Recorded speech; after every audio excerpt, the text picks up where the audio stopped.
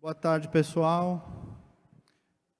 Alegria tê-los aqui, também quem nos acompanha pelas redes. A gente está competindo aqui do lado com a plenária do agronegócio, né? É forte competir com o agro no Brasil, né? Mas o pessoal da saúde está aqui presente, porque não tem agro sem saúde também, né?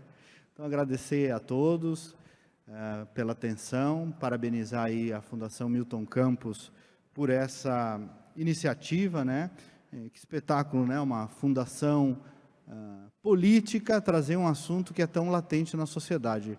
Normalmente, a política vem depois da sociedade, né? Acontece muito na sociedade, para só depois a política começar o ambiente dos governos, dos partidos a pensarem no assunto. E nesse caso, a gente tem uma fundação de estudos vinculada a um partido político com um trabalho pluripartidário, né, ou extrapartidário, discutindo um tema de absoluta relevância social, né? Então, é uma alegria estar aqui também como convidado para ser o mediador, ao lado desses dois convidados ilustres. Sobre mim, amigos, eu sou o Kleber Benvenu, sou jornalista, advogado, mas, na verdade, empresário. A gente se forma e depois abre uma empresa e deixa de fazer aquilo que gostava para virar empresário. Eu sou sócio proprietário, sócio fundador da Critério, resultado em opinião pública, que é uma empresa de gestão de imagem e reputação, uma operação em São Paulo, no Rio Grande do Sul e em Santa Catarina. Nesses 13 anos aí de trajetória empresarial, a gente formou um hub de atendimento na área de saúde e na área de tecnologia, muito interessante, motivo talvez pelo qual tenho me convidado para estar aqui mediando esse painel. No meio do caminho, tive o privilégio e o desafio de ter sido secretário de comunicação e chefe da Casa Civil lá do estado do Rio Grande do Sul. Também tive a dor de ser governo, doutor Taish, que o senhor sentiu. Além de dirigir a Critério, também tenho espaços de opinião no Grupo Bandeirantes e na Jovem Pan do Rio Grande do Sul.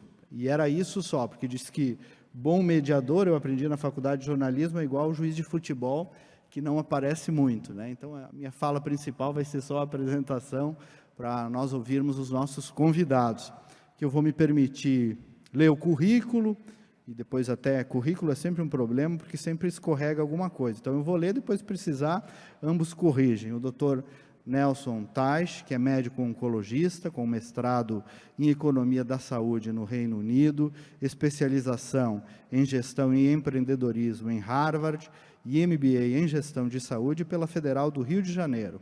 Foi ministro da Saúde em um momento desafiador durante a pandemia da Covid-19, momento, aliás, em que a medicina acelerou muito o seu atendimento digital. O Dr. Taish é consultor de empresas de saúde nos Estados Unidos, Ásia, Europa, Brasil, professor do MBA em Governança Pública da Escola Brasileira de Direito e do Instituto Latino-Americano de Governança e Compliance Público. Também é advisor do projeto de reestruturação da prevenção e cuidado de câncer no SUS e coordenador do braço Saúde da Rede Governança Brasil. O Dr. Kleber Araújo, meu xará, só que com K, né?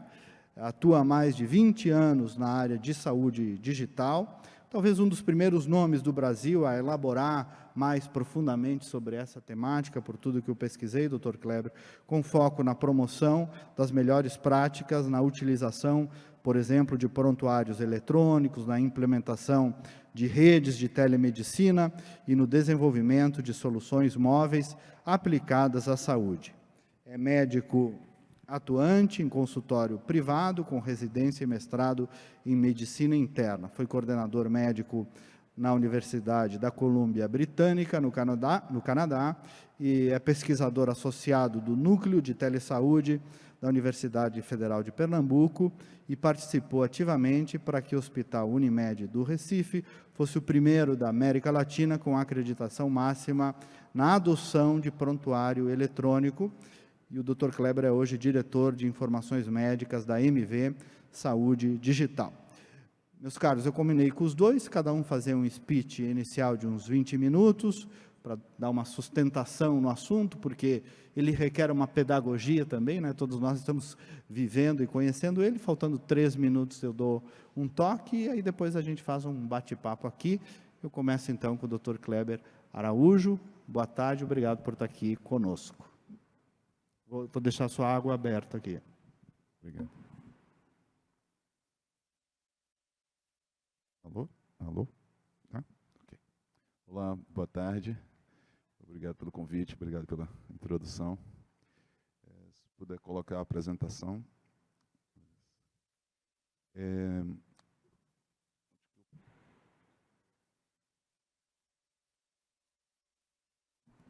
Tem o passador ou ele vai comandando no pedido?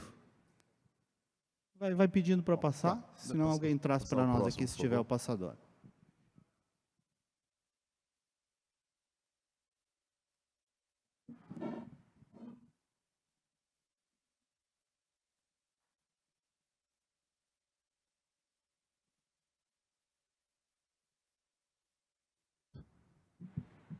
Bom, então a gente vai estar conversando sobre a primeira experiência, né, no uso da inteligência artificial no prontuário eletrônico.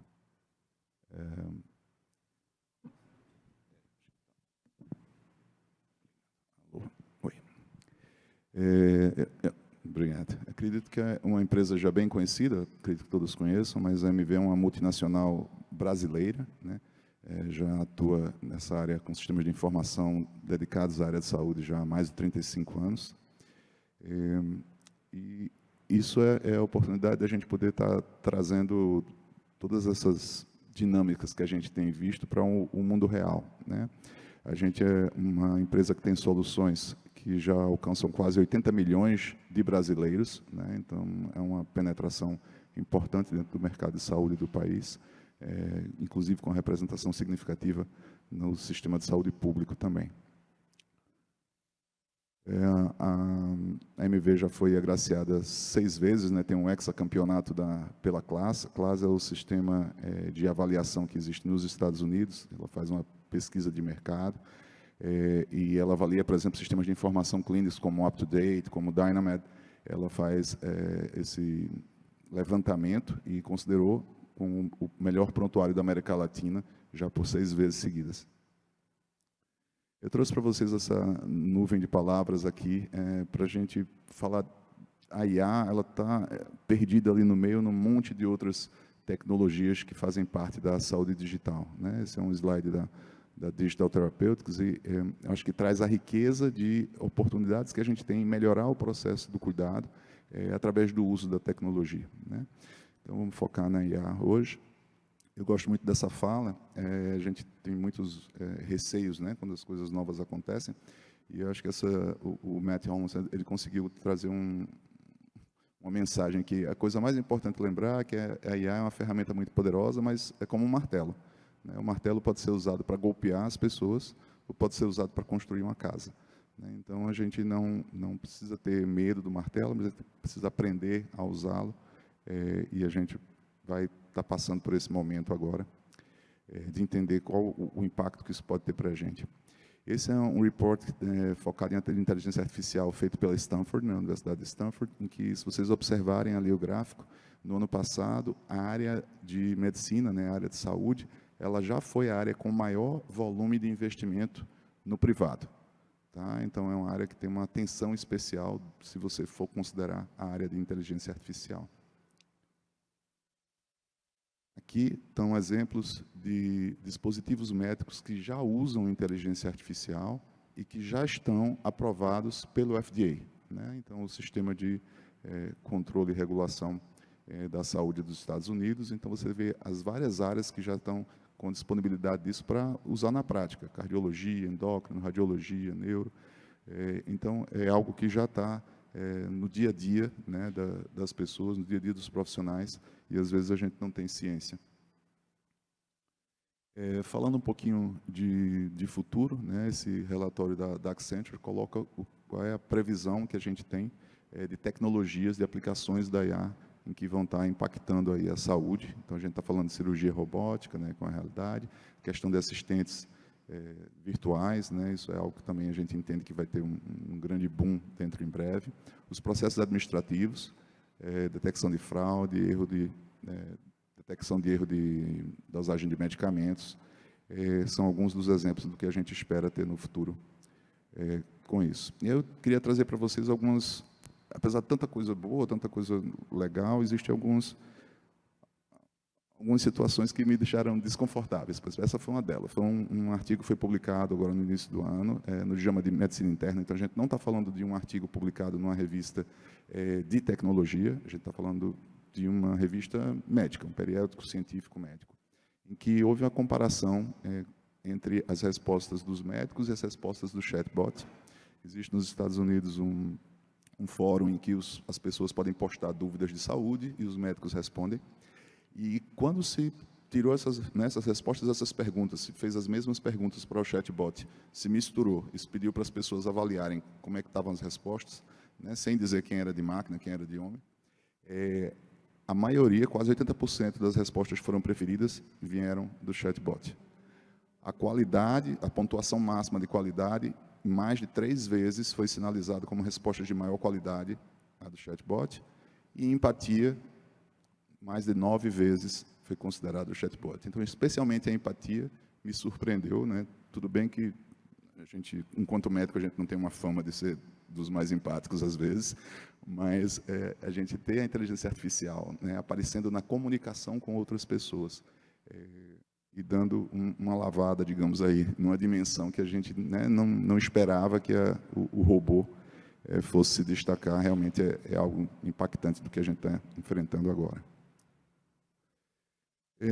Um outro questionamento que eu queria colocar, né, inteligência, né, e a gente tem tanto um artigo da Nature, que é uma revista científica, né, que o ChatGPT, falando especificamente, né, dessa inteligência generativa, alguns cientistas eles discordam se realmente a inteligência, apesar dele passar num Turing Test, apesar dele, né, ter dificuldade da gente diferenciar o que é que foi dito pela máquina, o que é que foi dito pela pessoa.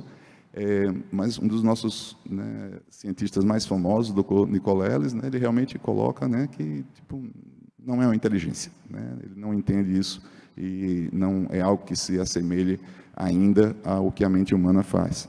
Mas, né, discussões científicas e filosóficas à parte, é algo que a gente tem na nossa realidade e que a gente pode estar fazendo uso. Existem alguns riscos, né, então, quando a gente está falando da inteligência artificial generativa, existe o risco de alucinação. Então, alucinação, a gente está falando de ela colocar uma informação que não é real, né? Não é que ela esteja imitando tão bem a gente que ela está mentindo, não. É porque no próprio mecanismo que ela vai ali prever qual é a próxima palavra, qual é a próxima sílaba, qual é a próxima letra, ela pode trazer informações equivocadas. E isso é um ponto muito importante, né? Muito crítico, para que a gente, quando receba a informação que vem desse tipo de fonte, a gente tem que não necessariamente confiar totalmente naquilo que a gente está lendo, tá? A gente tem que ter esse entendimento de como aquilo funciona para poder não repassar algo que não faz sentido. Né? Uma dificuldade especificamente voltada para números, exatamente por conta desse mecanismo. Então, existem IAs mais dedicadas a esse tipo de situação, de matemática propriamente dita.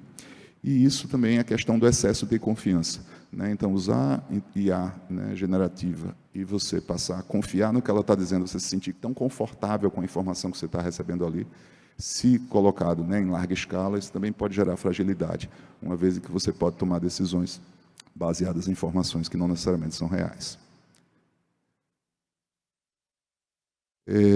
A Organização Mundial de Saúde, há alguns anos, ela já publicou um documento que fala dos processos éticos e de governança em relação à inteligência artificial na área de saúde. Tá? Então, esses princípios são princípios que foram colocados nesse documento de proteção à autonomia humana, a promoção do bem-estar e da segurança humana e do interesse público, garantia de transparência, explicabilidade e inteligibilidade, que é um grande desafio para alguns desses mecanismos, promoção da responsabilidade e prestação de contas, garantia da inclusão e equidade, e a promoção da inteligência artificial que seja responsiva e sustentável. Bom, e uma das perguntas que a gente se depara e tenta superar é como regulamentar sem atrapalhar, né? A gente está falando de algo extremamente rápido, algo extremamente com potencial de nos ajudar, mas, ao mesmo tempo, que pode ser uma ameaça. Então, né, como os países estão se mobilizando dessa forma?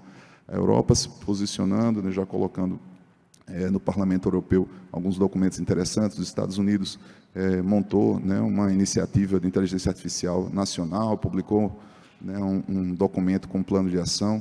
O Brasil também não fica atrás, né? A gente já tem, né, projetos de lei que estão avançando, a gente tem também um documento de estratégia brasileira de inteligência artificial que foi publicado, e a gente tem a própria Anvisa, né, nossa agência de regulação sanitária, que já colocou, né, documentação com softwares que se comportam como dispositivos médicos, inclusive com a área de perguntas e respostas extremamente interessante para traçar alguns limites. Esse artigo é da New England Journal of Medicine, mais uma vez um artigo publicado numa revista médica, numa revista da área de saúde, e bem recente, foi agora do final do mês passado, em que é um artigo de revisão sobre como a inteligência artificial está sendo aplicada dentro do sistema de saúde americano. Então, você vai ver ali diversas áreas, né, e nessas áreas com diferentes níveis de adesão, de incorporação atual, e quanto que a gente entende que isso vai ser impactado no futuro, né? Onde, se você for ver no real, no concreto, a maior parte ainda está com baixa adesão, ainda está em desenvolvimento ou está em fase piloto, né? Então, são grandes potencialidades, mas que ainda não estão vastamente incorporadas dentro do sistema de saúde, por enquanto, principalmente as áreas administrativas, de reembolso, administrativa financeira, que tem tido mais incorporação de forma mais ampla. Uma das citações desse artigo, que é algo que eu acho que traduz um problema que a IA pode nos ajudar, se a gente pegar o caso de um aumento exponencial do corpo coletivo do conhecimento médico, né, para tratar um paciente. Não, na década de 80, esse conhecimento como um todo, ele dobrava a cada 7 anos. Em 2010, a estimativa é que a duplicação desse corpo de conhecimento na área de saúde duplique a um período inferior a 75 dias.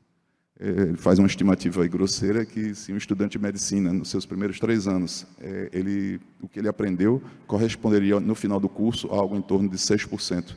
Então, independente dos números serem precisos ou não, a questão é a quantidade de produção científica, de conteúdo que a gente consegue produzir hoje. Não é razoável que a gente espere que um profissional, um indivíduo, um médico, enfermeiro, odontólogo, ele consiga absorver, rastrear todo esse conhecimento e trazer isso para a sua prática, sem o apoio da tecnologia. Isso exigiria que a gente fosse um tipo de super-herói, né? E nós não somos super-heróis, nós somos humanos, temos limitações, mas essas tecnologias, elas podem nos apoiar em trazer alguns superpoderes para junto da gente. Um deles é a comunicação efetiva, né? Então, eu consegui fazer com que o meu conteúdo ele seja adequado ao nível educacional da pessoa que eu estou conversando, né? Qual o nível de literacia de saúde que aquela pessoa tem. Então, eu posso rapidamente converter o meu Medicase em algo que a pessoa consiga entender, usando, né, bases de linguagem para nos apoiar nesse processo.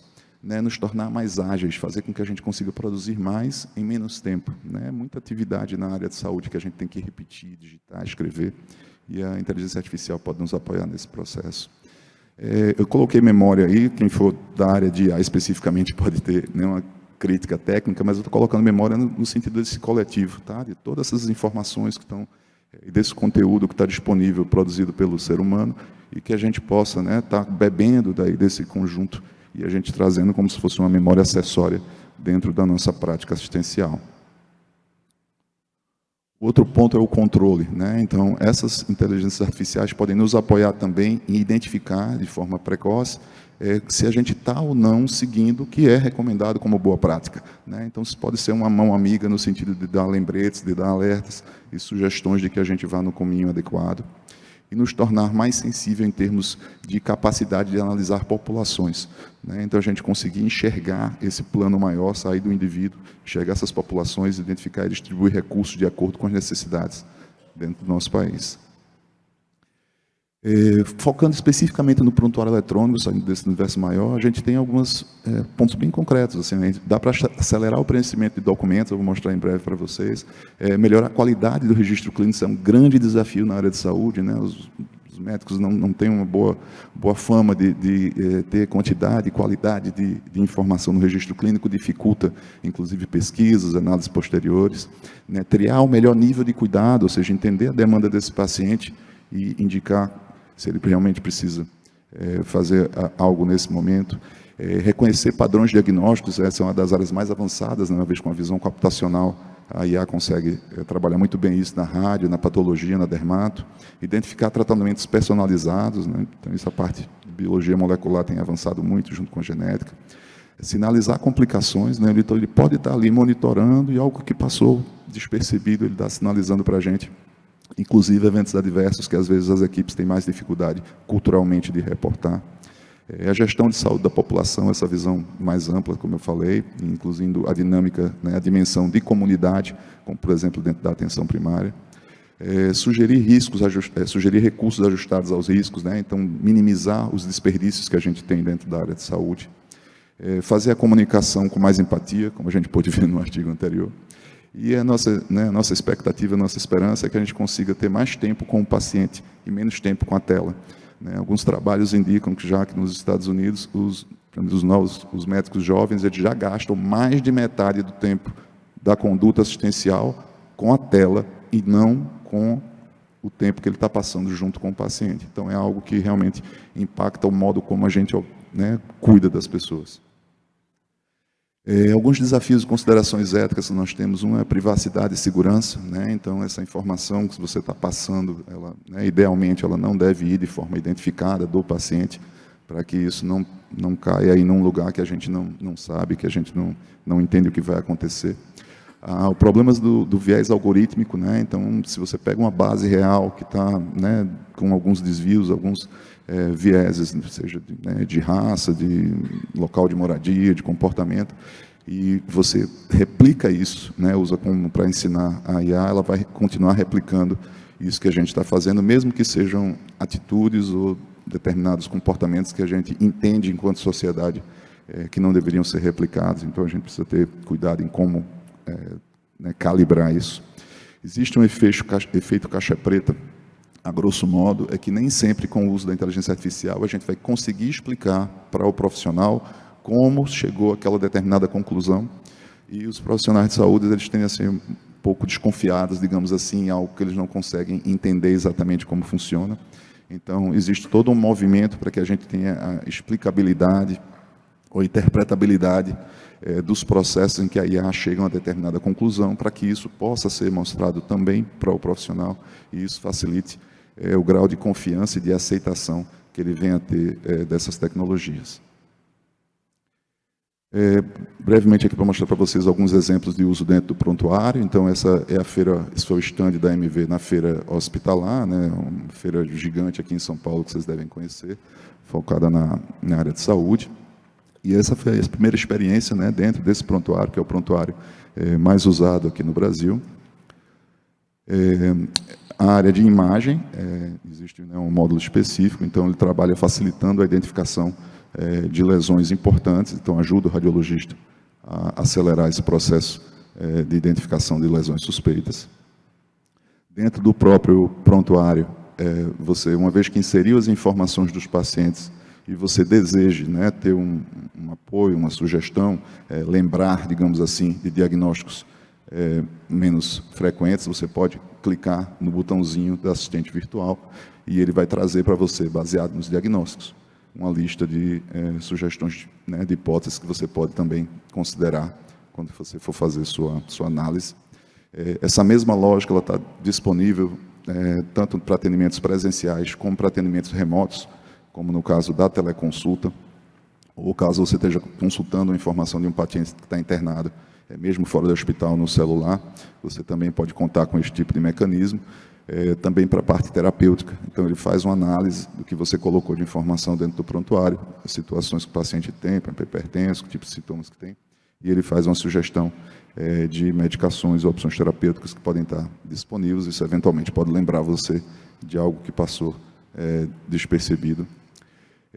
Uma outra situação é quando você tem o sumário de alta. Então, no momento já do término do internamento, né, então, você compilar essas informações de tudo que ocorreu durante o internamento e você disponibilizar isso para que a pessoa possa levar esse conteúdo para quem vai cuidar da pessoa fora do hospital.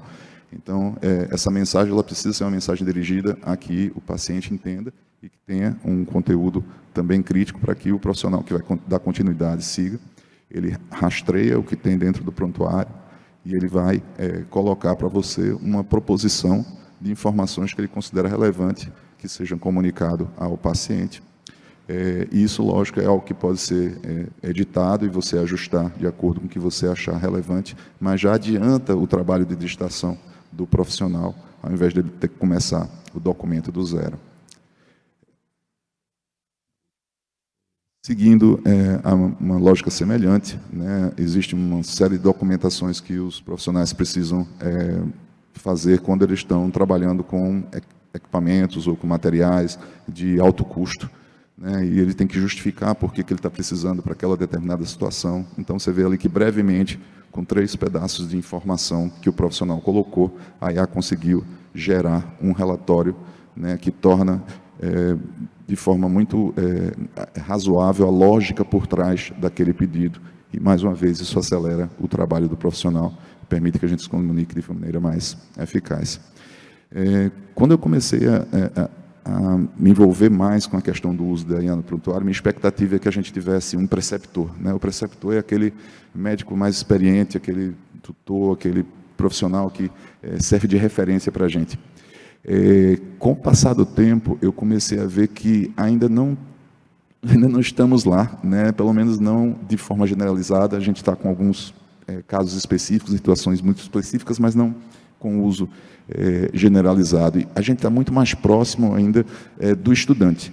Tá? Mas um estudante de medicina dedicado, aquele que leu o caso, que se preparou, que trouxe para você um monte de diagnóstico, que trouxe para você um monte de opção terapêutica, e que você vai poder, eventualmente, não tinha lembrado disso, não tinha cogitado essa hipótese. Realmente, o paciente estava sentindo isso e eu estava focando aqui na questão mais técnica, mais médica, e esqueci de colocar aí o tal medicamento que o paciente referia um sintoma ali, que estava nauseado, ou que estava com algum outro sintoma que não era de maior relevância, digamos assim, do ponto de vista para a resolução do problema clínico. Então, eu a vejo muito mais com esse papel hoje. Um bom estudante do seu lado que você pode contar para te lembrar de alguns aspectos. Bom, em linhas gerais é isso. Eu queria só fazer um apelo, né, que tem um pouco do que se falou hoje pela manhã, da questão do mercado de trabalho, e que às vezes eu vejo isso na gestão, né? Então, mais do que a inteligência artificial vir e acabar com a humanidade, é que a gente, enquanto posições de gestores, posições de liderança, que a gente, ao invés de usar a inteligência artificial para substituir, né, e a gente fazer um investimento e trabalhar com menos pessoas, que a gente dê passos para frente, né, que a gente mantenha as pessoas, né, empregadas e que a gente possa trazer a IA para que a gente produza mais e que a gente consiga chegar mais longe. Bom, gente, obrigado aí pela oportunidade. Muito bom. Dr. Kleber. Obrigado. O senhor fez um panorama muito interessante de quem, de fato, acompanhou a pauta, né? E, teoricamente, na vida real da medicina brasileira, muito interessante acompanhar essa sua abordagem. Vamos ver se a apresentação do Dr. Nelson Teich está na mão. Está aí, né, Dr. Nelson? Então, Dr. Nelson Teich, ex-ministro, médico, empresário também, né? Alegria lhe ouvir, uma honra estar aqui com o senhor. Pessoal, boa tarde. Primeiro quero agradecer a oportunidade de estar aqui, né? É um prazer. Eu vou tentar dar uma visão um pouco mais executiva de um gestor público, né? Como é que eu vejo isso? Deixa eu pegar aqui só o passador.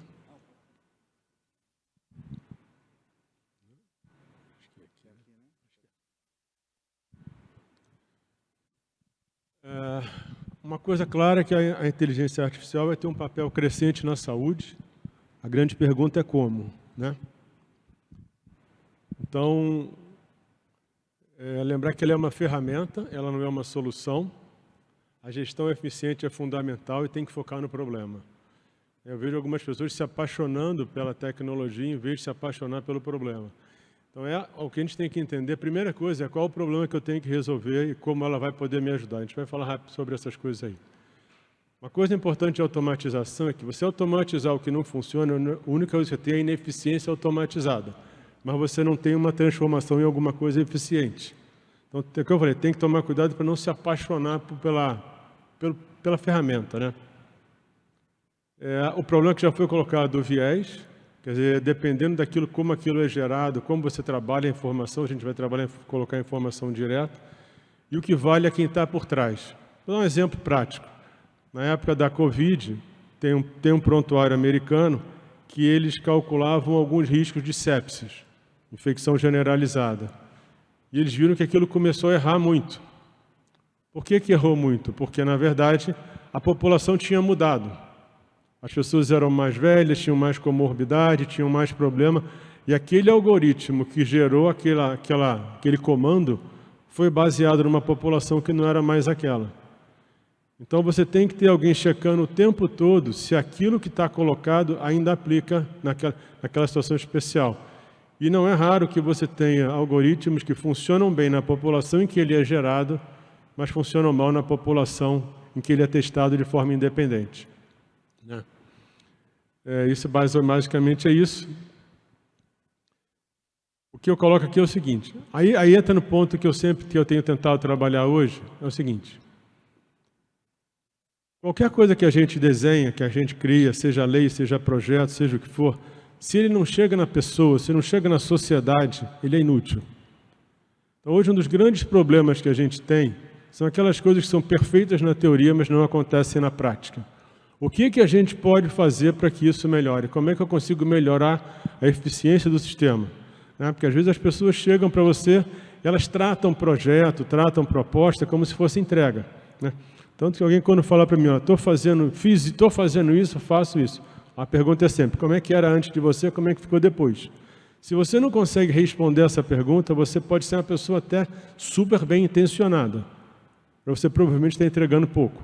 É mais uma sensação de que eu estou fazendo do que eu estou entregando, né? Uma coisa que eu vejo na saúde também é que as inovações elas acontecem muito de uma forma isolada.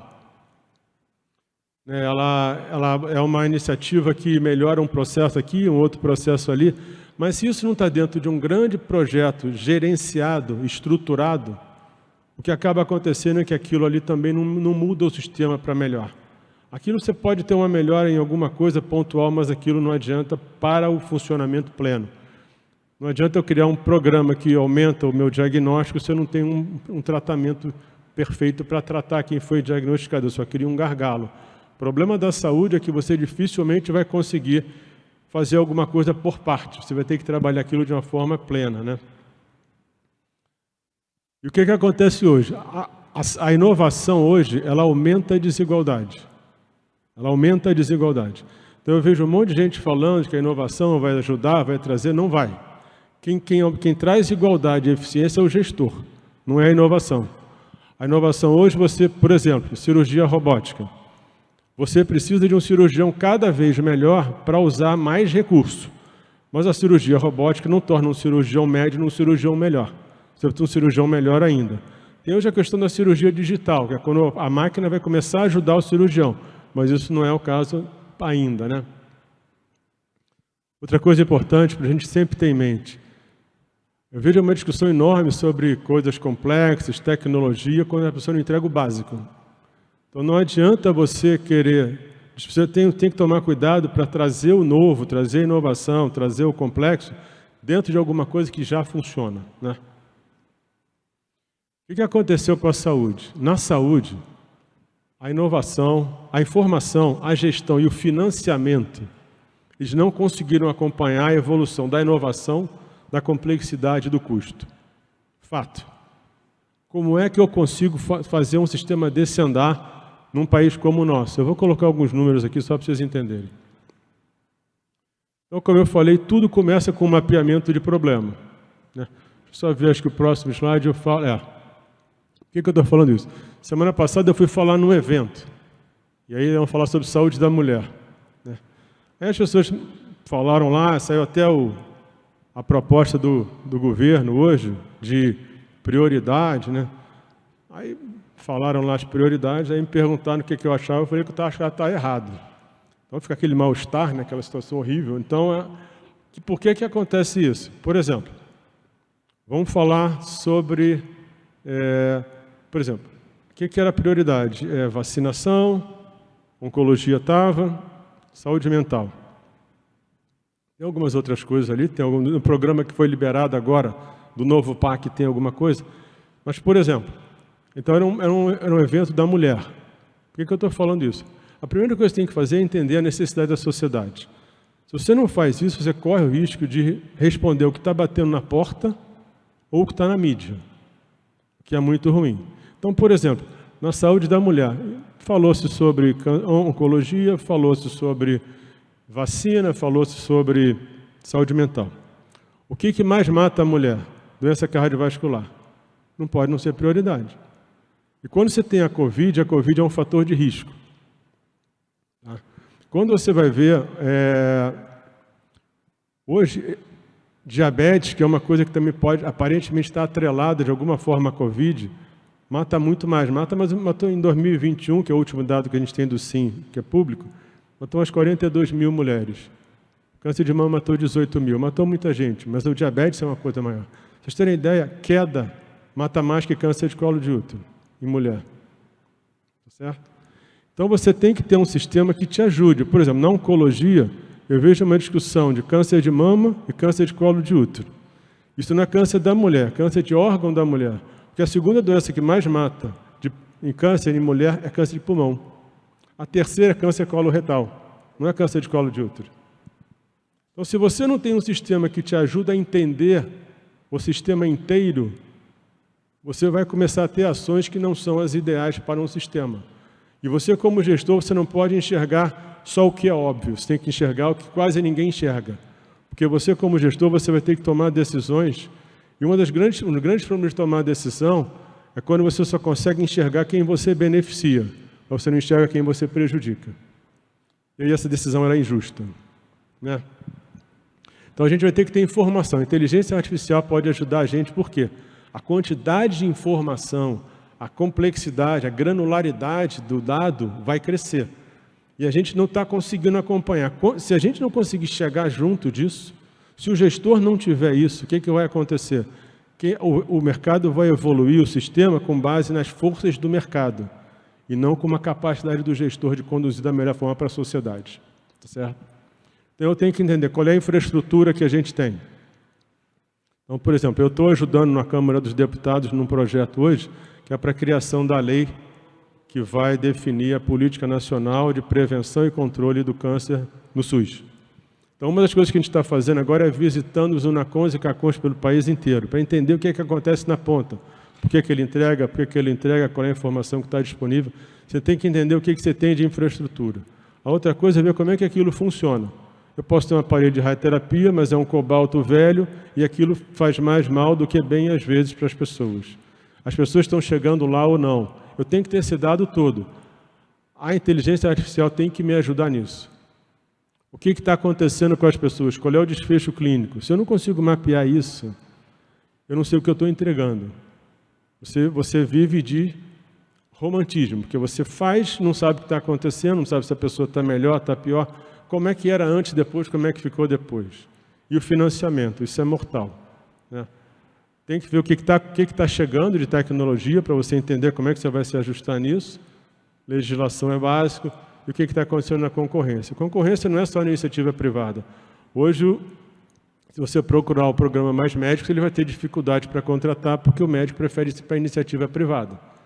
Então, a concorrência aí não significa concorrência de iniciativa privada, tá? Só para vocês terem ideia de como é difícil a parte do financiamento, como a gente tem que ser eficiente, tem que ter dado, e a inteligência artificial tem que ajudar nisso, para ajudar a gente a colher melhor, granular, complexidade maior, e trazer, mostrar, e ela tem que mostrar para a gente o que está acontecendo de ruim e errado. Porque é tanta coisa, o sistema é tão complexo, que a tua inteligência tem que te ajudar a entender o que está acontecendo. Ela tem que te ajudar no diagnóstico do sistema, que quando você tem um diagnóstico, fica mais fácil você chegar na solução. Mas para isso você vê como é difícil. Olha o que a gente gastou em 22. No SUS, a gente gastou R$ 1.900 por pessoa por ano. A saúde suplementar gastou 4.700. Tá certo?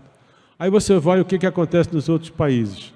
Austrália 32 mil, Reino Unido 23, é uma diferença gigante. Então a gente tem pouco recurso financeiro. Quando a gente fala em subfinanciamento é isso. É essa quantidade de dinheiro que a gente tem. E se você olhar a saúde suplementar, ela está muito mais perto do SUS do que de país rico. Então, hoje a gente tem um problema de saúde no país inteiro, em todas as áreas. Quando a gente tem esse recurso, como é que eu vou usar isso? Se eu não tiver conhecimento do sistema como um todo, eu não consigo ter um diagnóstico claro que vai me dificultar em definir como usar o dinheiro. Tá? Isso aí são alguns dos pilares da gestão, a informação que eu falei que é fundamental, e um grande problema que a gente tem e que a gente precisa de informação. Não existe um Brasil médio. Não existe. São 5.570 municípios. Na saúde, para a gente conseguir entregar da atenção primária até a mais complexa, você vai ter que regionalizar. 69, mais ou menos, por cento dos municípios hoje tem menos de 20 mil pessoas. É impossível você entregar isso em cada município. E aí a gente vai ter que tentar entender esse país como um todo. Você vai ter que entender por região. Você não vai conseguir pegar uma média de Brasil e resolver como você quer resolver. Só para vocês terem uma ideia hoje, quando você pega o PIB per capita dos municípios, a diferença entre o maior e o menor é mais de 120 vezes. Quando você pega a renda média das pessoas que têm remuneração por município, a diferença é de mais de 300 vezes. É um país completamente desigual. Tá? Então, pontos importantes. A evolução da inteligência artificial é imprevisível. Por isso é que é fundamental ter alguém tomando conta disso. Os ajustes vão ser necessários ao longo do caminho. Não existe projeto que comece sem ter que ter algum tipo de ajuste e arrumação. Isso vai ser mais ainda. Né? Só para vocês terem ideia de como isso evolui, em 2018, o número de parâmetros do GPT-1 eram 117 milhões. O GPT-4 dá mais de 1 trilhão. Olha a evolução. Em 18, em 5 anos. Essa é a evolução que a gente está tendo. E isso vai ser para o bem ou para o mal.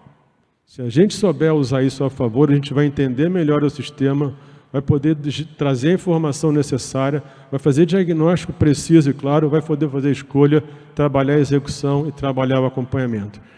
E eu sempre gosto de fazer uma comparação, porque a gente fala em milhão, trilhão, isso é um negócio que, né, é um negócio meio abstrato. 1 milhão de segundos atrás era semana retrasada. 1 bilhão de segundos atrás era 1991. 1 trilhão de segundos atrás é 30 mil antes de Cristo. É completamente diferente. Essa é a evolução que a gente teve, tá certo? Então, uma coisa importante, na hora que a gente avalia o que está acontecendo, exemplo isolado de sucesso não define a operação e a eficiência do sistema. Sucesso ou insucesso. Você tem que mapear tudo. Por isso que é difícil. E a gente tem possíveis usos da inteligência artificial. Eu não vou enumerar todos, dá para ver que dá para usar em muita coisa. Só vou fazer alguns comentários. Identificação de doença. Tá? Hoje, uma grande parte é só o que é o normal, você definir, para você trabalhar o que não é normal. Mas existem estudos hoje mostrando que quando você combina a inteligência artificial com o profissional, você tem um aumento do diagnóstico. Perfeito, muito bom. Não. Por que não é bom? Porque existe hoje uma preocupação, a seguinte, mamografia, tem discussão igual a próstata, que você faça um diagnóstico excessivo. Tem mulheres que podem ter uma alteração, mas elas nunca vão morrer daquilo. É o excesso de diagnóstico. Quando você torna um método mais sensível, você começa a obrigar muita gente a fazer biópsia, porque você vai ter um percentual muito maior de falso positivo. Qual o impacto disso no sistema? Eu tenho que conseguir medir isso. Certo? Eu tenho que conseguir medir o que eu gero de exame, o que eu gero de desconforto para as pessoas, o quanto eu realmente consigo melhorar o resultado. Porque uma coisa importante é o seguinte, se eu aumentar muito o diagnóstico de coisas que, na verdade, nunca se evoluiriam como doença, quando eu vou olhar a mortalidade, proporcionalmente ela cai. Mas ela cai porque eu fiz muito mais diagnóstico, não porque eu curei mais. Então, eu não mudei a história natural, tenho que tomar cuidado com isso. Eu tenho que saber interpretar. Isso é uma coisa importante, saber interpretar é fundamental, né? Indicação de tratamento, deixa eu ver se tem alguma coisa mais importante aí, né? Acho que depois a gente pode até trabalhar nas perguntas, né? Então, qual é o impacto da inteligência artificial na saúde, no Brasil e na sociedade? Como é que isso vai impactar nos empregos, né? Porque não é um problema da inteligência artificial tirar emprego de alguém, mas quem trabalha com ela pode ser a pessoa que vai ficar no lugar, e quem não trabalha vai ficar fora. Então, eu tenho normalmente uma substituição. Olhar a minha capacidade de educar as pessoas para que elas acompanhem as evoluções. Como é que eu consigo criar profissionais para isso? Porque senão a gente vai ficar descompassado. Você vai perder aquela pessoa que lhe fazia bem o antigo, mas ela não sabe fazer o novo e você não formou gente para isso, né? Isso vai aumentar a desigualdade. Como é que o Brasil se compara com o resto do mundo? Não dá para você imaginar que nessa velocidade que as coisas estão se transformando, com essa capacidade de comunicação, que o Brasil compete só com ele. Como é que vai ficar o mercado no Brasil? E uma coisa super interessante, uma coisa que se questiona hoje, é como é que fica a geopolítica.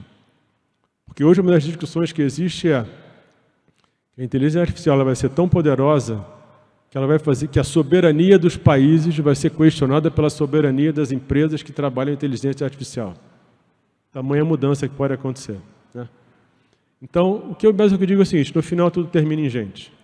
O mais importante é o seguinte, quem está por trás da tecnologia, quem está por trás é que vai definir o que vai acontecer na saúde, no mundo, no Brasil, né? É que eu falo, inovação, força e poder. Se não tiver sabedoria, nobreza e justiça, isso é mais um problema que uma solução. Então, basicamente, era isso que eu queria colocar para vocês, que é como eu vejo esse meio da inteligência artificial. E aí, acho que valem as perguntas para a gente poder trabalhar isso aí, tá bom? Obrigado, gente. Muito bom. Obrigado, doutor Nelson. Muito bom, amigos. Daqui a pouquinho eu vou abrir também, se alguém quiser perguntar, já pode se preparar aí, ficar à vontade. Eu queria começar um pouquinho pelo final dali, quando o doutor Nelson diz, doutor Kleber, no final das contas tudo é gente, né? Aí eu queria entender, a gente fala muito da relação médico-paciente, e eu queria entender de dois médicos a relação médico-tecnologia e a relação paciente-tecnologia. Paciente, inteligência artificial, usabilidade, e médico, inteligência artificial. Eu lembro que uma vez me convidaram há uns 5 anos para dar uma palestra lá no CRM do Rio Grande do Sul, e os médicos todos apavorados reclamando do doutor Google, né? Aí eu disse, olha, eu quero comunicar para os senhores que ele é invencível. Vamos compreender o fenômeno humano por trás das pessoas chegarem no consultório já tendo um grau de informações maior do que outrora. Isso é insuperável. E aí eu queria entender esse novo estágio da inteligência artificial na perspectiva do médico e do paciente. Não sei. Mas acho que tem alguns cuidados que a gente precisa ter, e aí falando especificamente, né, da inteligência generativa, né, essa questão é aquele ponto que eu toquei lá da alucinação, né? É diferente você fazer a pesquisa no Google, que ele vai dizer para ali se você está um blogueiro ou se é a USP quem está dando aquela informação, tá? Quando você está usando ali uma inteligência generativa como o ChatGPT ou outras, você não tem isso por trás, né?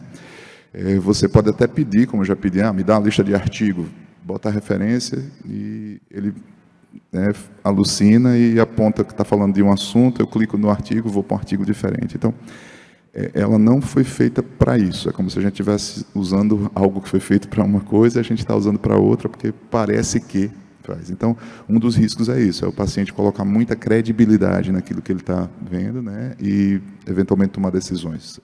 Então, eu acho que esse acessar a informação é válido, é útil, é mais uma fonte de informação, mas é importante que converse com o profissional, discuta com ele como fazer isso. Para o profissional, só uma historinha curta, tem a história, né, clássica do Kasparov, da IBM, do Deep Blue, e como ele foi, né, o primeiro grão-mestre a perder.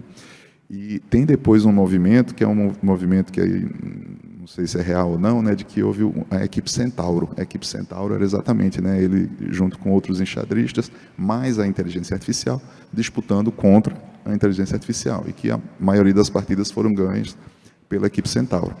Eu tinha isso na cabeça, essa mesma expectativa eu tinha em relação à radiologia, né? A radiologia está com algumas inteligências bem interessantes para pontos específicos, detecção de nódulo pulmonar, questão de micrometástase, mamografia, tem algo bem específico.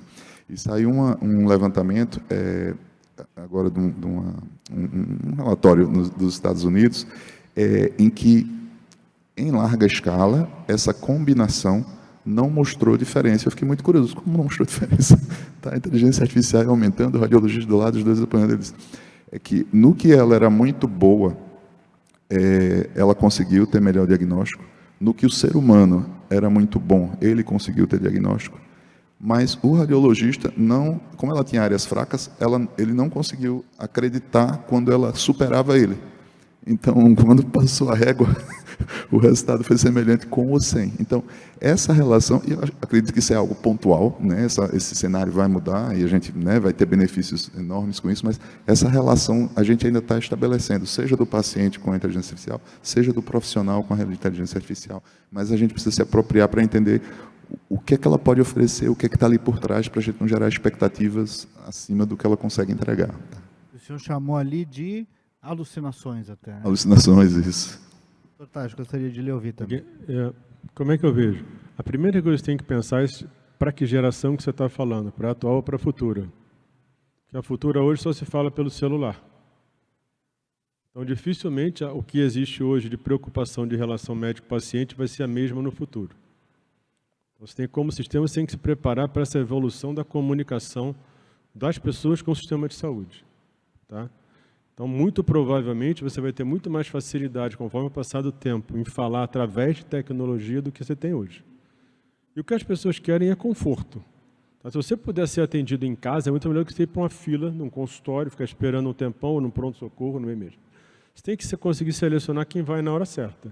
Então, a minha impressão é que essa capacidade da tecnologia interagir, levando cuidado para a sociedade, ela vai ser cada vez maior.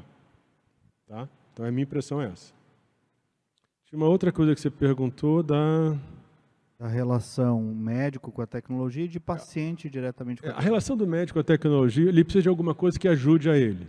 O que aconteceu com o prontuário eletrônico? O que era o prontuário eletrônico? Você tinha uma coisa que você anotava para lembrar a consulta anterior. Era um prontuário voltado para a pessoa que você atende. De repente, você chega à conclusão de que você precisa de dado para melhorar a saúde. Aí, de repente, você quer que o prontuário eletrônico vire um banco de dados. Aí, o que você faz? Quem vai jogar o dado no banco de dados? É o médico, porque é na frente do computador. O projeto nasce morto, porque ele nunca vai fazer isso. Então, você não conseguiu criar condições para que aquilo que você definiu acontecesse. Que é a mesma coisa que eu falo em relação à lei, projeto. Você tem um negócio que não funciona, você tem um sistema que está travado. Aí você não muda nada e cria uma lei. Sabe o que vai acontecer? Nada. Nada. Porque você não mudou a condição para que aquilo acontecesse. Nada do nada. Não vai acontecer nada. Quem já fazia bem talvez faça melhor, e quem já fazia ruim vai continuar fazendo ruim do mesmo jeito. Porque você não criou condição para que aquilo acontecesse. Aquilo foi se adaptando daquela forma. Então, essa relação aí da... Tinha uma outra coisa além da relação, eu que esqueci. Mas você vai ter outra coisa. Google também. O Google é o seguinte, ele não vai mais perguntar para o Google, ele vai perguntar para o chat GPT. É diferente. Ele não vai mais fazer uma pesquisa, ele vai perguntar e ter uma resposta. Isso vai ficar muito pior. Isso vai obrigar o profissional a ser melhor também. Isso é bom. Na verdade, você tem que tomar cuidado porque o médico, às vezes, ele quer se proteger em vez de proteger o doente. Então, quando ele fala que ele não quer ser questionado, é porque ele não quer ser questionado porque aquilo incomoda ele, e não porque aquilo é ruim para o doente. Se aquilo para o doente é melhor, tem mais que incomodar mesmo. Entendeu? Tem que incomodar mesmo. Porque ali é que você vai puxar do profissional que ele seja melhor. Então, isso é bom. Tem que saber mais que o chat GPT. Tem que saber mais que o chat GPT. Tem que saber mais que o chat GPT. Isso só vai piorar também. Que isso? Ele não vai mais pesquisar no Google, ele vai perguntar para o Bard, para o chat GPT, para o Bing, seja lá para quem for. Então, essa evolução é inexorável.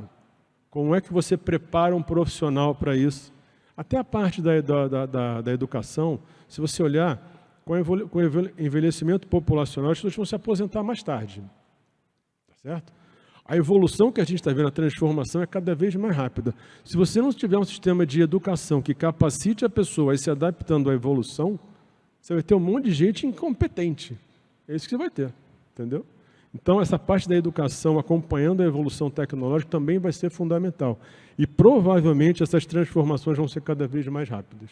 Então, a minha impressão é que essa interação paciente-máquina vai ser cada vez maior. O que você tem que fazer não é... Isso é uma outra coisa que eu tenho colocado. Quando você tem uma solução que vai trazer para alguma coisa melhor, mas que hoje você não tem ainda a competência ideal para entregar, você não pode deixar de fazer porque é incompetente. Você tem que se preparar para entregar o melhor lá na frente. Senão você trava, entendeu? Você trava o progresso, você trava a evolução. Isso a gente tem que tomar cuidado nesse momento de transformação. Aí é um ponto central, né?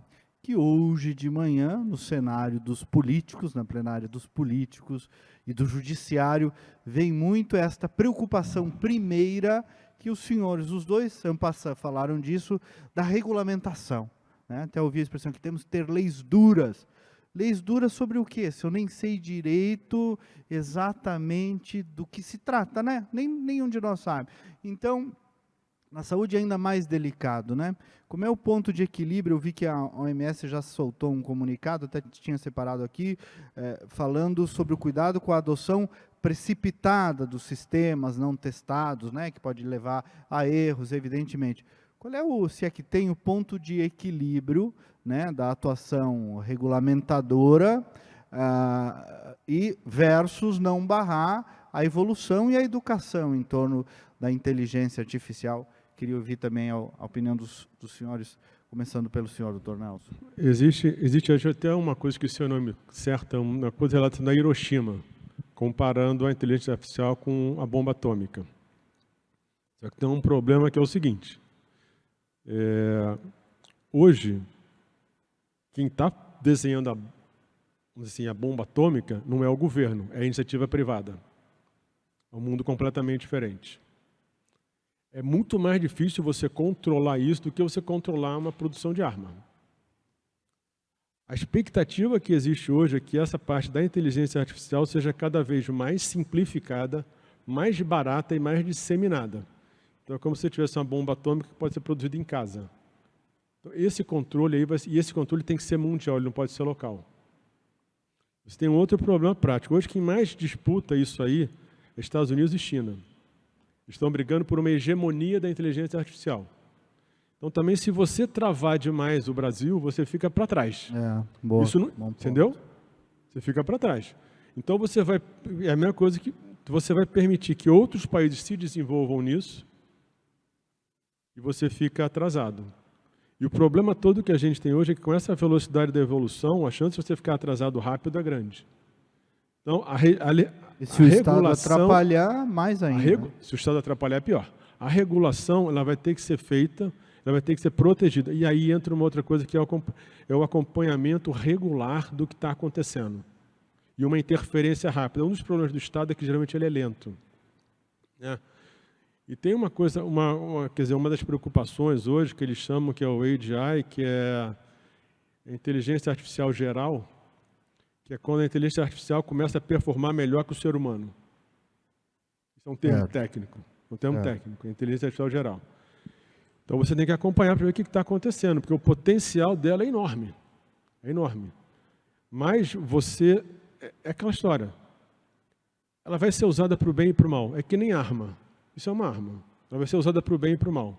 Você vai ter que saber controlar sabiamente para que você não trave o progresso, que é inexorável no mundo. Isso vai acontecer no mundo. Você não vai conseguir travar o mundo. Até porque isso vem da iniciativa privada. É diferente, é uma coisa de governo que você consegue controlar melhor. Então é muito mais você pensar como é que você administra essa evolução do que como você trava essa evolução. Perfeito, esse é um ponto bem importante.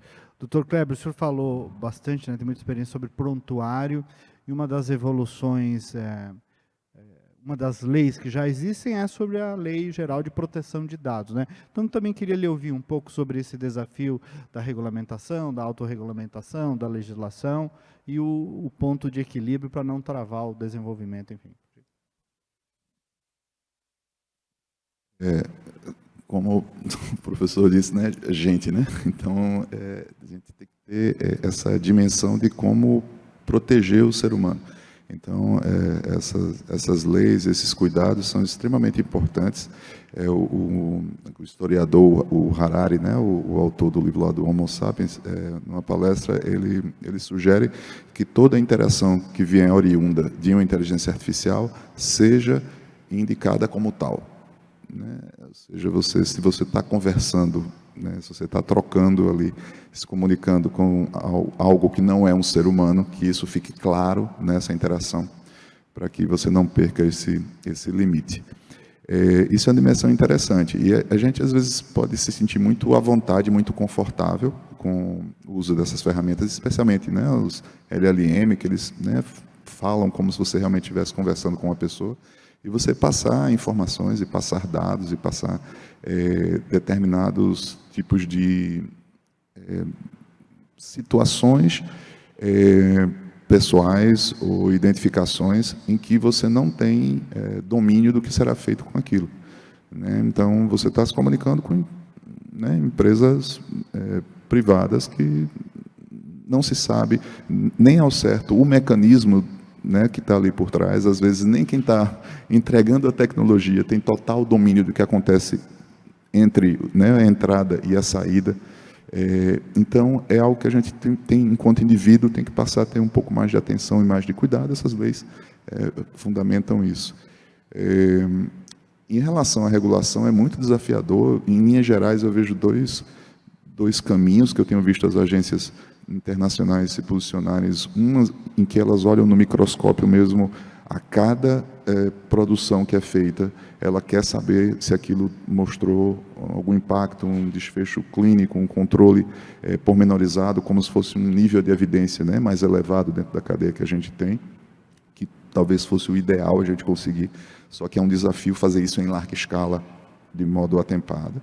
Outra linha de controle que se faz é na produção, ou seja, você controla as fábricas, as empresas que estão produzindo, se elas estão seguindo boas práticas no processo de produção dessas soluções. É um outro modelo em que você tem um volume já significativamente menor de intervenções que você vai fazer para controlar, mas que você também não está vendo o produto final ali com tanto detalhe como você faria só no pós-market.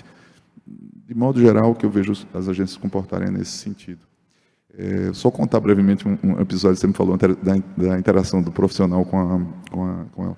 Eu atendi uma paciente que estava gestante, eu não costumo atender gestantes, então não estava familiarizado com as drogas, e aí a situação de uma pessoa, né, que veio numa situação aguda, atendi e aí fui prescrever a medicação. Antes de prescrever, fui lá na minha base de dados para poder olhar se tinha algum tipo de problema de fazer do uso durante a gestação. Aí a minha primeira opção de medicamento era contraindicada na gestação. Aí eu, tá bom, tá. Aí fui para a segunda. Aí cheguei na segunda, entrei na base lá de conhecimento, olhei, isso não é IA, é uma base como se fosse um grande livro, né, que é atualizado constantemente, né, o UpToDate, o Dynamed. Eu olhei lá na base farmacológica, também contraindicaram na gestação. Essa altura eu já estava bufando lá. Aí eu fui lá no ChatGPT e perguntei, para gestante, com essa situação a gente faz o quê? E Olha aí. ela colocou, né, uma série de sugestões de medicamento, mas aí que está a diferença. Não dá para eu olhar aquilo e dizer, vou usar isso na gestante. Aí eu olhei, fui na base de conhecimento, verifiquei, realmente estava ok, estava confiável. Porque a base de conhecimento é algo confiável, validado, que já está bem estabelecido. Então, assim, esse cuidado em fazer isso é importante, porque essa base especificamente que a gente está falando, né, de inteligência generativa, o modo como ela opera, o modo como ela foi criada, leva a esse tipo de situação, tá? De provocar alguns tipos de confusão. Doutor, só um papo sobre uma historinha também de paciente agora, né? Eu sou o jornalista aqui da história.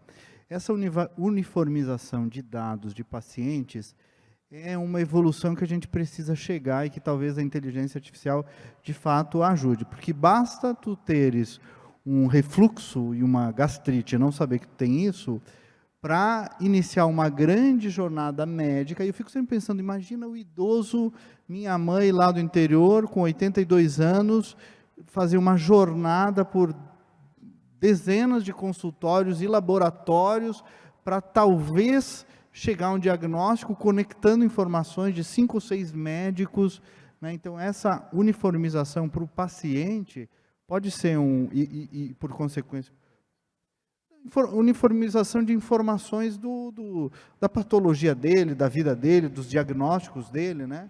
Porque eu sinto isso como paciente, né? Para tratar um refluxo, até encontrar, eu tenho que fazer vários exames, contar a história para vários médicos, e um não conversa com o outro, e eu não tenho essas informações centralizadas, a menos que eu tenha um Google Drive lá, e seja um cara muito organizado. É um problema real, assim, de quem é um paciente do povo. Existem projetos em relação a isso, mas é muito difícil fazer isso acontecer na prática, né? O senhor ia complementar? Pois não. Falando especificamente, né, de soluções dessa natureza, algo que a gente vivencia mesmo, né? Como a informação ela está descentralizada dentro do sistema de saúde, né? Mas existe solução global. A gente falou ali, mostrou o prontuário, parte daquele prontuário que tem ali as câmeras, faz parte do Global Health, que existe um componente focado no paciente. Então tem um prontuário do paciente, em que ali, se ele vai no médico A, B, C, D, tudo vai sendo colocado dentro dele, o próprio paciente escolhe se quer compartilhar ou não, e isso vai montando o prontuário, o repositório de saúde do próprio indivíduo. Então, é exatamente uma solução, uma daquelas soluções que está... Paciente enxergado como um indivíduo. Enfim. Isso. Eu iria complementar antes o que o Dr. Kleber tinha dito? Eu acho que o ideal realmente é a interação da inteligência com o profissional. E o profissional ele tem que entender que isso é uma coisa que aumenta a capacidade dele de cuidar, e não uma coisa que o substitui. O que você pode ser substituído, como eu falei, é por alguém que sabe usar a ferramenta, e não pela ferramenta. Muito claro. E tem uma outra coisa que eu acho ideal, por exemplo, é quando você tem capacidade de julgar o que você lê. Uma coisa que diferencia uma pessoa competente da outra é que uma pessoa que está começando alguma coisa, ela dá o mesmo peso para o que é importante e o que não é. Ela não sabe julgar, ela não sabe avaliar. Então, você receber uma informação e ter a capacidade de julgar, te dá um poder enorme de ajudar as pessoas, né? Em algum momento, talvez seja possível que o chat consiga conversar com os pacientes para tirar dúvidas. A pergunta é, quando é que você vai poder confiar nisso realmente? É muito difícil. É aquela história, uma coisa é você usar aquilo ali com capacidade de julgamento, outra é você liberar isso para uma pessoa que não tem essa capacidade. Então, é que eu falo, aí entra aquela coisa de você saber usar bem ou mal a tecnologia.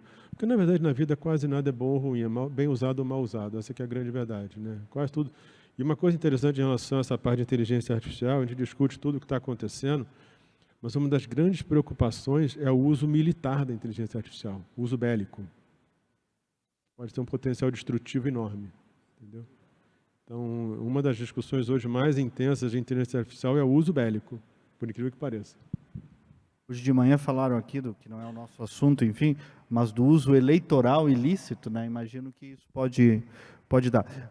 Meus caros, se alguém tiver uma pergunta e quiser ir se aproximando do microfone, aquele ali, na próxima eu passo a palavra se alguém quiser perguntar. Deixa eu só ilustrar exatamente o que o doutor Tasso estava chamando a atenção. Tem um estudo pequeno, tem 20 e poucos médicos que foi feito, um estudo alemão, em que eles colocaram médicos com radiologistas mais experientes, radiologistas menos experientes, mas todos board certified, todos, né, tecnicamente preparados. Eles colocaram de propósito erros diagnósticos dentro da inteligência artificial que os estava apoiando no cockpit. Os médicos que tinham menos experiência, digamos assim, eles mais facilmente colocaram dentro do diagnóstico, dentro do laudo ali, os erros que a inteligência artificial induziu, propositadamente, do que os médicos. Era um experimento científico, né? Não teve nenhuma outra. Mas, assim, é isso, né? Se a pessoa não tiver o discernimento daquilo ali de base, pode ser induzida a um erro. E a preocupação hoje é que isso vai evoluir. Isso é incontrolável. Isso é incontrolável. A grande preparação é como você usa bem e como você tenta neutralizar os problemas. Mas querer travar isso não vai conseguir. Eu espero que a política não tenha essa ilusão, né? Porque às vezes vem com essa ilusão, vamos governar o ingovernável, né? Quer dizer, que está muito acima da velocidade do que queiramos, até pelo que o senhor disse, que é um fenômeno internacional, não é um fenômeno do Brasil, né? Então... E uma coisa que eu acho importante, eu acho que esse tipo de evolução dá para a gente uma capacidade de trabalhar a informação e o dado que a gente nunca teve.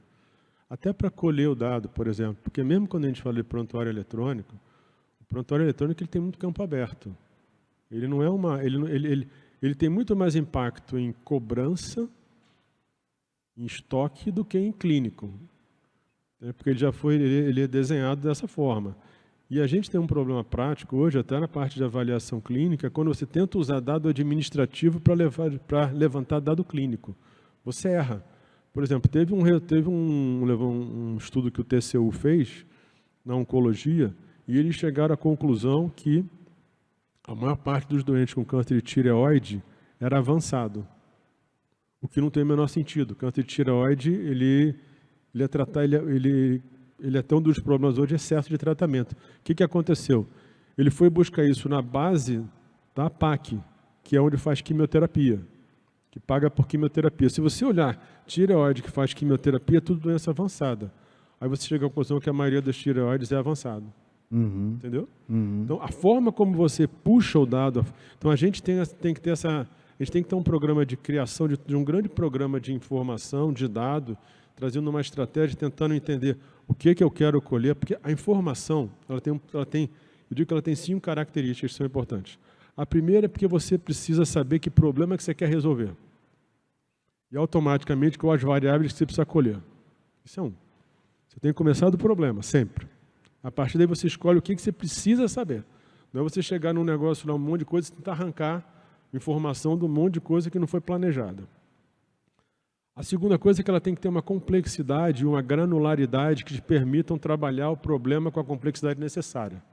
Se você trabalha um problema complexo, não dominando as variáveis importantes, você tem a sensação de que está trabalhando com lógica, mas quando você não domina o que é fundamental, você tem intuição vestido de lógica. Aquilo não é lógica.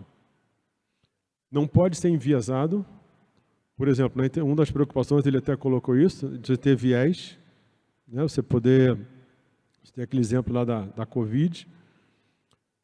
Não pode ter falta de dado e você tem que ser o mais tempo real possível. Qual é o problema prático hoje? Quando a gente fala em informação, a gente cria programas para ter informação, mas não cria condição para que ela seja colhida. E muitas vezes você faz programas de gerenciamento, de navegação, e você achando que você vai fazer grandes economias. Às vezes, não. O que você gasta para implementar a operação é tão caro quanto o que às vezes você vai economizar. Então, o foco ali é melhorar o cuidado. Não necessariamente você vai conseguir reduzir o custo como você espera. Por isso é que toda discussão em saúde tem que ser muito mais em melhora da entrega para a pessoa do que a redução de custo. É. Entendeu? Eu vi que o Dr. Kleber, num artigo seu que eu li essa semana, o senhor falou mais dados, mais diagnóstico, portanto, mais demanda, né? Ou seja, mais problema também, mais desafio, né? Tem toda essa carga aí no aumento com mais dados, mais diagnóstico, mais necessidade de prevenção, mais necessidade de atendimento até, né, doutor? Tem essa carga aí também de desafio. Se por um lado é muito interessante nós termos, né, dispositivos móveis, né, monitoramento, e a gente poder saber o que acontece no dia a dia do paciente quando ele não está sentadinho na cadeira na frente do consultório. Por outro lado, a gente está falando já de um sistema de saúde em que tem dificuldade de dar conta da demanda que já tem, e você está produzindo uma imensidão de dados. Então, a expectativa que eu tenho é que realmente a inteligência artificial, nesse cenário, possa rastrear esses dados, fazer uma curadoria, trazer para a gente aquilo que tem mais significado, porque senão a gente não vai conseguir dar conta do recado. A gente vai ter mais dado, mas talvez a gente não consiga melhorar a qualidade da saúde da população, porque a gente não vai ter gente suficiente para poder trabalhar esse dado.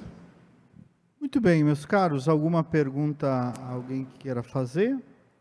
Eu queria dar uma oportunidade aí para os nossos ilustres convidados encerrarem com alguma mensagem a mais, ouvi-los também um pouco sobre o ambiente universitário e a recepção do avanço da inteligência artificial na medicina, e ouvir aí uma palavra final dos amigos. Vou começar, doutor Kleber. Eu acho que a universidade tem sido grande mola propulsora, digamos, aqui dentro do país, né?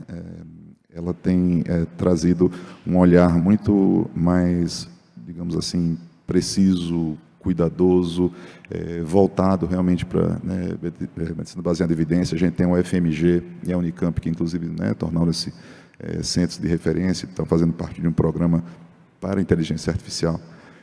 A UFMG na área de saúde, com um trabalho belíssimo lá na área de eletrocardiograma, do Dr. Antônio Ribeiro. Então, assim, eu acho que é louvável o que a gente tem visto dentro do país, dentro do ambiente universitário, e o grau de maturidade que a gente está conseguindo para começar a absorver essas tecnologias, mas com um olhar crítico, um olhar de debruçando-se como realmente uma intervenção de saúde digital, e como tal, uma intervenção na saúde deve receber as etapas que se exigem para outros tipos de tecnologias também. Obrigado, doutor Kleber, pela sua contribuição aqui. Doutor Taish. Apesar de todos os riscos que a gente coloca, eu acho que a gente nunca teve uma oportunidade tão grande de conseguir ter a informação com a qualidade necessária para entender o sistema, definir estratégia de curto e longo prazo e melhorar o cuidado. Eu disse, né, o setor público, um dos grandes dilemas é dados, né? Falta de dados. E vou te dar um exemplo prático. Por exemplo, a gente fala da impacto da Covid, que ela aumentou, piorou o cuidado e tudo. Se você olhar o SIM, que é o dado de mortalidade, até 2021, que ele está liberado, a gente não teve aumento de mortalidade fora a Covid. Então, você tem que tomar cuidado para não tratar a ideia como se fosse fato. Uhum. Tá? Então, e outra coisa que eu acho que a gente perdeu uma oportunidade única, a gente não conseguiu, a gente poderia ter comparado, por exemplo, a atenção primária, ter o SUS com a saúde suplementar. Se eu tivesse dado, eu podia tentar entender o que aconteceu com eles. A gente fez um trabalho com o pessoal de Barretos, em que a gente, na oncologia, o que a gente viu? Quando você pega estudos e dados iniciais, estadiamentos iniciais, de 1 até 2, a mortalidade é igual no SUS e na saúde suplementar. Então, por exemplo, até em relação ao que eu falei de dado, no programa, nesse novo PAC, um dos itens é radioterapia, aumentar o projeto de radioterapia. Perfeito, a gente precisa de rádio, de química, de cirurgia, mas o grande projeto que tinha que estar ali era um programa de diagnóstico precoce e tratamento precoce. Perfeito. Que é a única chance que você tem de trazer um SUS igual a uma saúde suplementar. E quando você usa o estadiamento 4, abre a curva. Quem está na saúde suplementar vive menos. Quem está no SUS vive menos. Entendeu? Então, é isso que eu te falo. A informação vai te mostrar o que está acontecendo. Então, por exemplo, quando você olha o resultado, isso tem um dado da FOSP de São Paulo. Quando você pega isso, você vê, cara, quando eu pego uma instituição pública que é boa, eu entrego o mesmo resultado que a saúde suplementar entrega. Agora eu preciso ter esse diagnóstico precoce. Entendeu? O velho e bom diagnóstico precoce. Então, o que acontece? Você precisa ter um sistema que te ajude a enxergar essas coisas. E hoje a gente tem essa oportunidade. Outra coisa é que a evolução é incontrolável e que a gente tem que, mais do que a gente se preparar em restringir, a gente tem que ter uma cabeça de administrar e crescer junto. Senão a gente vai ficar para trás no mundo. Isso. Tá certo? E eu vejo isso como uma oportunidade, apesar de todos os riscos, né? Mas tudo tem risco, né? Tudo que é transformador tem risco. Agora, você... É Viver, aquela história. né? Viver Se quem tiver por trás tiver a sabedoria, a nobreza e a capacidade, vai transformar isso num sistema melhor e num país melhor. Eu acho isso. Muito bom. Dr. Nelson Taish, Dr. Kleber Araújo, como deu para ver, duas autoridades no assunto. Palmas para eles. Obrigado pela atenção de todos. Obrigado à Fundação Milton Campos. E um bom final de semana para todos nós. Obrigado.